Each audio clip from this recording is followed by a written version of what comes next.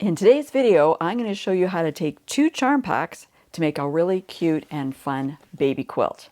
Hi, I'm Kim Jamieson-Hirst of Chatterbox Quilts, and I want to show you how to make this baby quilt today. And you can see it's made with half square triangles, and I made it using 2 different charm packs.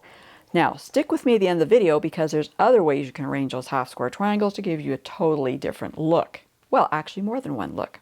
So let me just put this aside for now. And let's talk about the charm pack. So if you're not familiar with charm packs, they are packs of 5-inch squares. There's usually 42 pieces in a charm pack, and sometimes there might be duplicates, so just be aware of that. There might be duplicates of the fabric. Usually, just 2, sometimes 3 of fabrics in a certain line. So what I use to make the baby quilt that we're going to look at a little closer in a few minutes is a charm pack of solid fabric, like this one here, for example, which is all the same fabric, all purple, and a pack, I should say, of patterned fabrics. Sounds like a peck of pickled peppers, doesn't it? Sort of thing. Tongue twister. Okay, so you have your 2 packs here, and as I said, you're not going to use all of them, but you'll use at least half of them, because the quilt that I just showed you actually has 48 different half square triangles in it. And the method I'm going to show you to make half square triangles will make 2 half square triangles from 2 pieces of fabric. So you need 24 solid fabrics, and you need 24 patterned fabrics from your charm packs. All right. Let's talk about how to make those half square triangles. Now we're going back to the old school way of doing things, very simple. You're going to take one of the solid pieces and you're going to take one of the pattern pieces. You're going to take the solid one and you're going to draw a line. I like to use my Quilter's Magic Wand. If you're not familiar with this, check up above in the description below because I'll have links for this particular one. It's a really handy tool for exactly this purpose and some other ones too. And you'll just draw a line with an erasable marker. You could even use just a pencil and just draw that down to give you a diagonal line on the back of that solid fabric. Now what you're going to do is you're then going to match up your 2 pieces of 5-inch fabric, and then you're going to stitch a 1/4 inch away on both sides of that drawn line. And when you do that, you're going to have something like this. I know you probably can't see the stitching, but trust me, it's there, and you can tell it's there because I can no longer pull those pieces apart, right? So this is going to make my 2 half square triangles.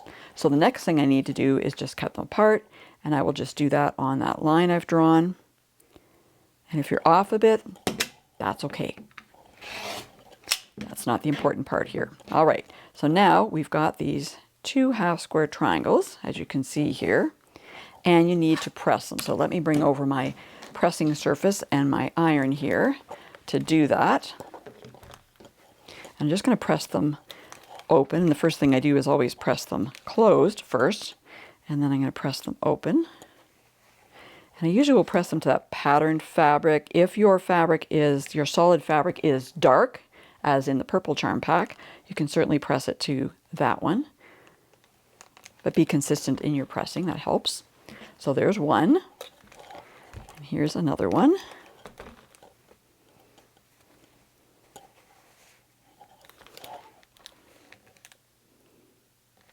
Okay, usually I would put some easy press solution on this to keep them down, but because we're just demoing here, I'm not doing that. So you've got your 2 half square triangles. We're off to a great start. Okay, and remember we need 48 of them for the arrangement that I showed you. But there's something else we need to do here. I want to use 3.5-inch half square triangles, and these are larger than that. Okay, they're no longer 5 inches because we've taken it up with the seam allowance, and you could trim them down to maybe 4.5. I think they would probably be at least that big. Let's see here if they are. Ooh, it would be very, very close. So I'm not too worried about wasting a little bit of fabric here, but I do want to trim them down to 3.5. Okay, so how I'm going to do that is I'm going to take this square ruler here, actually has a 45-degree line on it. I'm going to line that up on my seam, and I'm going to be trimming up 2 sides at a time. So let me put this on the seam here, and I'm pulling it down. Okay, so I want to make sure that I have within the ruler at least 3.5 inches. So here's my 3 inches. Here's 3.5 in there, I believe, is right there. So I've got enough this way. Do I have enough this way? Well, yes, here's 3.5 is right there. So I've got lots of fabric in there, so I'm not too concerned. So I'm going to trim this down one side, trim the other side, which is always a little awkward. If you have a rotating pressing mat, it works well. Okay, and then I'm turning it around. So I've trimmed these two sides, but I still need to trim these two sides, right? So we're going to put our ruler down again. You want to make sure that you've lined up your ruler again on that seam. And now we are actually going to move over to 3.5 inches here and 3.5 inches here. So I need to adjust a little bit here. So 3 things you're looking at here. You're looking at the 45-degree angle, the 3.5 on one side, the 3.5 on the other side here. Okay, so we'll just trim this up too.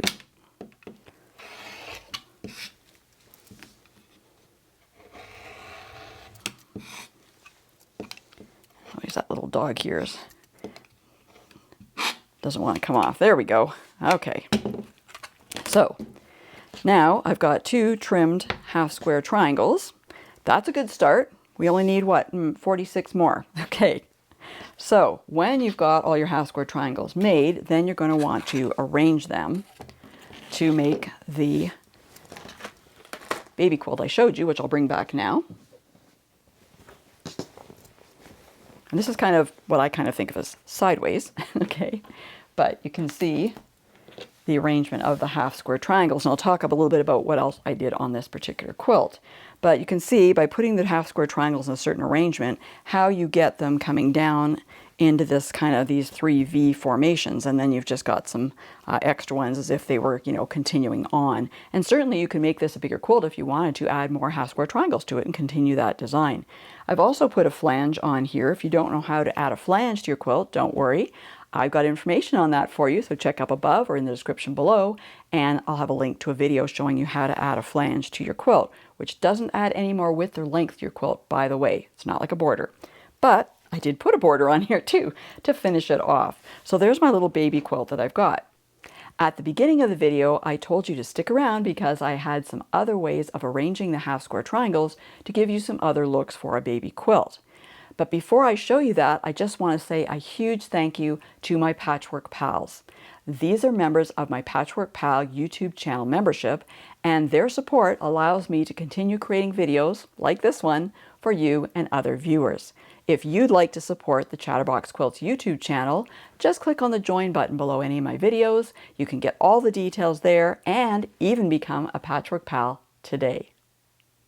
Now, one of the really simple things that you can do with your half square triangles is to arrange them all the same way.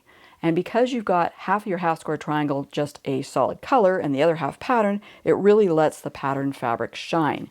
Very easy to do, and again, easy to make it into a much larger quilt if you would like to do that.